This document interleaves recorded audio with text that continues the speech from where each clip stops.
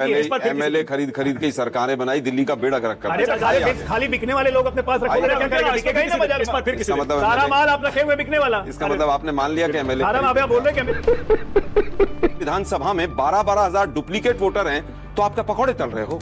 मतलब आप हिंदुस्तान के इलेक्शन कमिश्नर हो या कहीं और के हो? बता दिया आपने। आलोक जी, अजय आलोक कह रहे हैं कि ये फ्रॉड कर रहे हैं राहुल गांधी। उस वोटर जो डेटा दिया इलेक्शन कमीशन में, उसमें वो हेर फेर करके और अपनी स्क्रीन पर कुछ कुछ दिखा के और फोर्जरी कर रहे हैं। देखिए, फ्रॉड लोगों को, हेरा फेरी करने वालों को सब वैसे ही दिखते हैं। मोदी जी को सब अपने जैसे ही दिखते हैं। बेईमानी का आरोप कैसे? अरे भाई मानक जी, क्या डिफेंड करने बैठ जाते हो आप लोग भी? कुछ सोचो तो सही, क्या बोल रहे हो आप? भारतीय लोग का कचूंबर निकल रहा है, लोकतंत्र की हत्या हो रही है। एक मीडिया का वर्ग पैसे के चक्कर में पूरा सरकार को बचाने पे लगा हुआ है। आज से नहीं, पिछले 11 साल से यही गुजरात मॉडल चल रहा है पूरे देश के अंदर।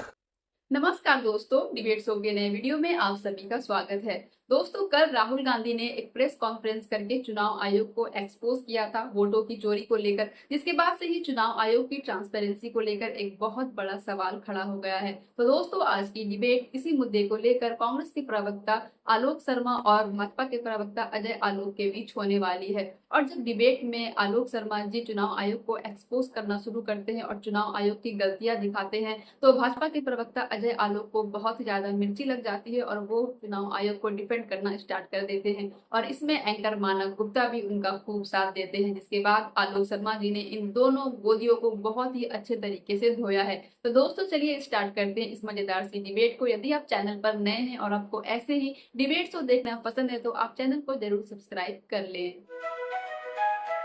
आलोक जी आ गए स्टूडियो में। क्या पता? आलोक शर्मा लेट हो गए थोड़े। आलोक जी, ट्रैफिक था क्या?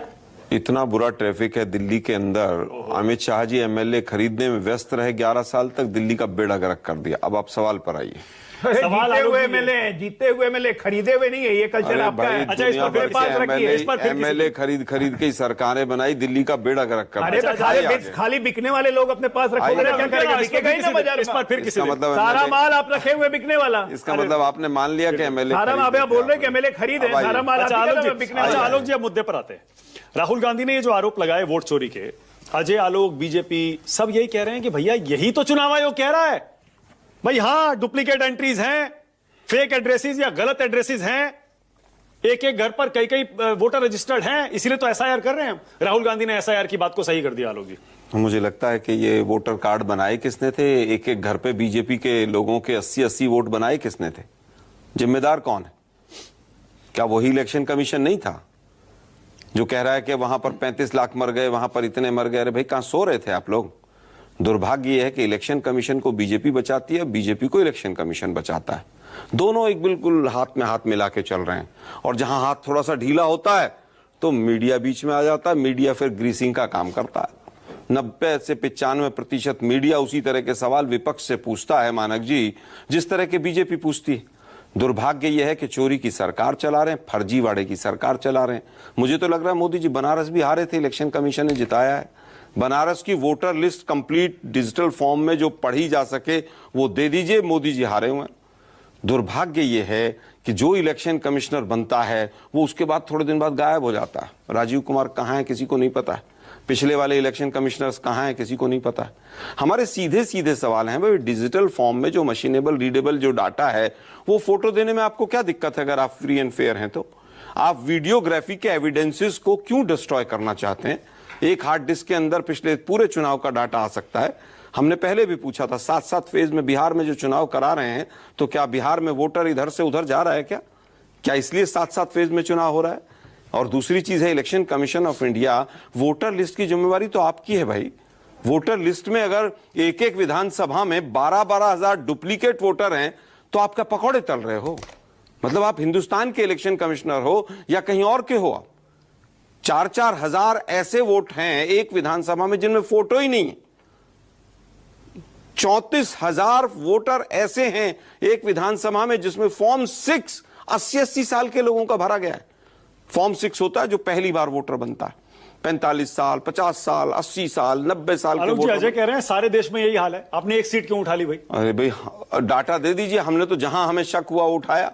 मतलब ये भी गुनाह किया कि एक में क्यों उठा दी? वो कह रहे हैं वो जो महादेवपुरा की सीट है, वो कह रहे हैं हम तो हमेशा से वो जीतते आए हैं, अरे और भाई- फैक्ट ये है कि उसमें बीजेपी को 65%, 55% वोट मिलता है आलोक जी देखिए, विधानसभा में। वो इसी तरह से तो मिलता, वही तो पकड़ा गया, वही तो चोरी पकड़ी गई है।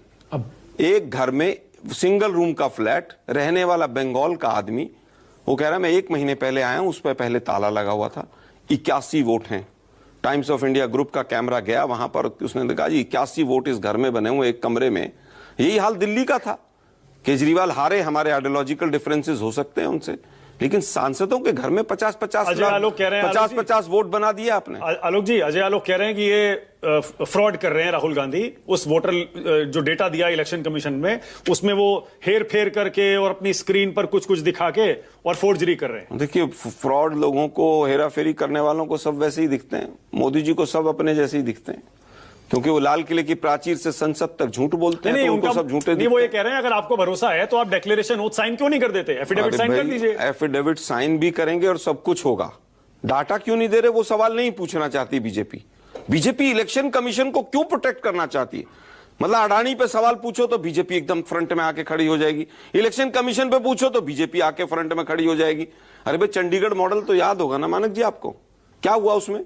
वो आदमी आज भी उस सदन का मेंबर बना हुआ है। दुर्भाग्य, सुप्रीम कोर्ट ने डिक्लेयर कर दिया कि ये वो जो व्यक्ति, आदित्य श्रीवास्तव है ना आलोक जी, जो कल राहुल गांधी ने दिखाया 4 जगह रजिस्टर्ड है, उसका एक इंटरव्यू आज आया है एक टीवी चैनल ने। छोड़ो ना यार, फ्रॉड लोगों की उसमें क्या वो ये इंटरव्यू कह का रहा जिक्र है, कर सुन रहे तो हैं? लीजिए, नहीं देखिए सारे पक्ष आने चाहिए। उस आदमी का ये कहना भाई मैं लखनऊ में रहता था, परिवार वहां रहता है, उसके बाद मैं मुंबई गया, मैंने वहां अपना वोटर कार्ड शिफ्ट करा लिया, मैं बेंगलुरु गया, मैंने वहां शिफ्ट करा लिया। तो हो सकता है जेन्युइन केस भी हो, तो आप ये- बेईमानी का आरोप कैसे लगा अरे सकते भाई, 12,000 एक विधानसभा में आदित्य श्रीवास्तव मिल गए क्या आपको? मानक जी, क्या डिफेंड करने बैठ जाते हो आप लोग भी? कुछ सोचो तो सही, क्या बोल रहे हो आप? भारतीय लोकतंत्र का कचूंबर निकल रहा है, लोकतंत्र की हत्या हो रही है। एक मीडिया का वर्ग पैसे के चक्कर में पूरा सरकार को बचाने पे लगा हुआ है। आज से नहीं, पिछले 11 साल से यही गुजरात मॉडल चल रहा है पूरे देश के अंदर। देंगे आप लोग मुझे समय। समझ नहीं रहे। आज भी आप विपक्ष से सवाल पूछना चाहते हैं। मतलब 1,02,250 वोट एक विधानसभा में धोखाधड़ी हो रही है, और आप लोग सवाल विपक्ष से पूछ रहे हैं मानक जी। क्या 12 इलेक्शन- तारीख एक को, मिनट, क्या एक मिनट 12 सुनिए ना तारीख को मानक जी। सुप्रीम कोर्ट में मानक जी क्या सुनिए ना। आप ये सारे डॉक्यूमेंट्स अरे मानक जी रखेंगे? छोड़िए ना, सुप्रीम कोर्ट अपना तो सफाया कर ले। उनके यहाँ जजों के यहाँ नोटों की गाड़ियां भर के मिल रही ये हैं। देखिए। रुकिए भाई जरा, सुप्रीम कोर्ट के जज के चक्कर में तो उपराष्ट्रपति गायब हो गए, इस्तीफा नहीं दिया, गायब हो गए। कहां चले गए धनखड़ जी, जो आदमी रोज लोकतंत्र की हत्या राज्यसभा में बैठकर करता था? गायब है। किसी मीडिया वाले की हिम्मत है कि उसके घर के सामने जाके कैमरा लगा दे? मत जाइए, मैं मेरा मुंह मत खुलवाइए। देखिए, सीधा सीधा सवाल है हमारा, वीडियो एविडेंस जो है उनको क्यों डिस्ट्रॉय करना चाहता है election commission? Election commission voter list के नाम पर जो फर्जीवाड़ा है उसको क्यों नहीं दुरुस्त करना चाहता? सही जवाब क्यों नहीं देना चाहता? इलेक्शन कमीशन ऑफ इंडिया धमकी देने पर क्यों आ गया है? अगर आपको लगता है राहुल गांधी ने गलत किया तो 24 घंटे बीत चुके हैं, एफआईआर क्यों नहीं कराई इलेक्शन कमीशन ने अभी तक? 4 लोग बैठ जाते हैं टीवी स्टूडियो में, कहीं का कहीं भानुमति का कुनबा जोड़ के, और बीजेपी जो है पूरी तरह से हर चीज को हाईजैक करके चल रही ठीक है, okay, Alok ji- election commission of India BJP के पिट्ठू की तरह काम कर रहा है, एजेंट की तरह काम कर रहा है। मैं शब्द इस्तेमाल कर रहा हूं कि पिट्ठू की तरह काम कर रहा है। क्या इनको हजारों करोड़ रुपया तो नहीं मिलता? ये जांच होनी चाहिए। इलेक्शन कमिश्नर कहां चले जाते हैं हिंदुस्तान के? किसको मिल रहा है हजारों मैं करोड़? क्या पूछ रहा हूं, उसकी जांच होनी चाहिए। इलेक्शन कमिश्नर्स की जितने पिछले 11 साल में बने, सबके इनकम टैक्स की रिटर्न निकाल के लाइए, कहां है। एक एक आदमी के अकाउंट में कितना कितना पैसा कहां से आया, सारे परिवारों की जांच होनी चाहिए। अशोक लवासा के ऊपर क्या हुआ था, सबने देखा था ना? देखा ठीक था है, कि नहीं ओके, देखा था? Alright, okay.